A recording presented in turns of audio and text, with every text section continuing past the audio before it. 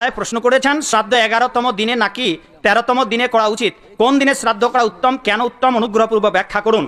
যদি এগুলার ব্যাখ্যা করি তবে আপনারা অনেকেই মনে কষ্ট পাবেন, তাই এগুলোর ব্যাখ্যা করতে চাই না, আপনাদের উপর দায়িত্ব দিতে চাই আপনারা কোনটা করবেন। ভগবান শ্রীকৃষ্ণকে গরুর এই প্রশ্নই করেছিলেন।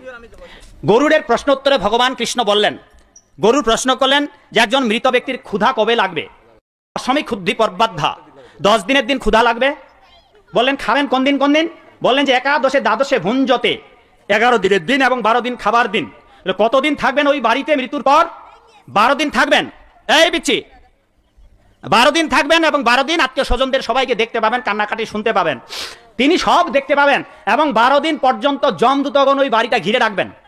13 দিনের দিন প্রাতকালে ত্রয়োদশে সম্প্রাপ্তে চ প্রলীয়তে মহাপথে, 13 দিনের দিন যদি আপনি 11 দিনের দিন এবং 12 দিনের দিন মৃত ব্যক্তিকে কিছু পিণ্ড খেতে না দেন অথবা ভগবত প্রসাদ খেতে না দেন, তবে 13 দিনের দিন বুভুক্ষিতম অনাহারে যমদূতগণ ধৃত কর্তৃক শৃঙ্খলিত হয়ে ত্রয়োদশ দিবসে ওই বাড়ি ছেড়ে চলে যেতে হবে। এবার ভেবে দেখুন, স্বয়ং ভগবান বলছেন 10 দিনের দিন মৃত ব্যক্তিকে ক্ষুধা লাগবে, 10 দিনের দিন একটা ভোগদেহ তৈরি হবে, 11 দিন এবং 12 দিনে তাকে খাবার দিন, 13 দিনের যাবার দিন। এইবার ভেবে দেখুন কতদিনে আপনারা শ্রাদ্ধ করবেন। সব থেকে বড় চক্রান্ত শুনুন, ব্রাহ্মণ্যবাদ চক্রান্ত। আপনার বাবা মারা গেছে, আপনার 1 মাস না খেয়ে থাকা লাগবে। এই 30-32 বছর হচ্ছে, 12-13 দিনে এসছে। জানেন কি, শূদ্রের 1 মাস ছিল, কতদিন ছিল? 30 দিন। 1 মাস ছিল। জানেন 12 দিনে কে করেছে? কে 12 দিনে করেছে জানেন কি তার নাম? আমার মতো একটা পাগল ছেলে, শ্রীমন্ত নস্কর, কুলপি থানার অন্তর্গত তার বাড়ি।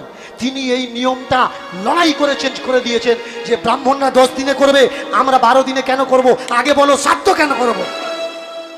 সমাজের মাথা যারা ছিল তারা বললো শ্রাদ্ধ চলুক, তোমরা 12 দিনে করো, আমরা 10 দিনে করি।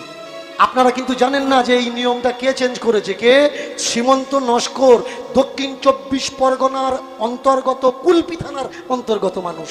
এবার মন দিয়ে শুনবেন, আপনার বাবা মারা গেল, আপনার গলায় কাঁচা তুলে দেওয়া হলো, আপনি চপ্পল পরতে পারবেন না। কেন পরতে পারবেন না?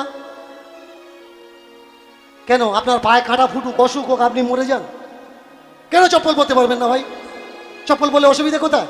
আপনি ভালো জায়গায় থাকতে পারবেন না, ভালো জায়গায় শুতে পারবেন না, ভালো জায়গায় বসতে পারবেন না। এটা কি? এটা হলো সন্ন্যাস। এই ত্রিদণ্ডী সন্ন্যাস কাকে বলে এরা জানে না। আমি যদি আবার কখনো এই হরিবাসরে আসি, next time is better time, আমি তখন এই ত্রিদণ্ডী সন্ন্যাস, কেন যে না খেয়ে থাকতে হয়, কেন মালসার ভোগ খেতে হয়, এসবগুলো তুলে ধরবো। তবু যেতে যেতে যেসব কথাগুলো বলছি শুনুন।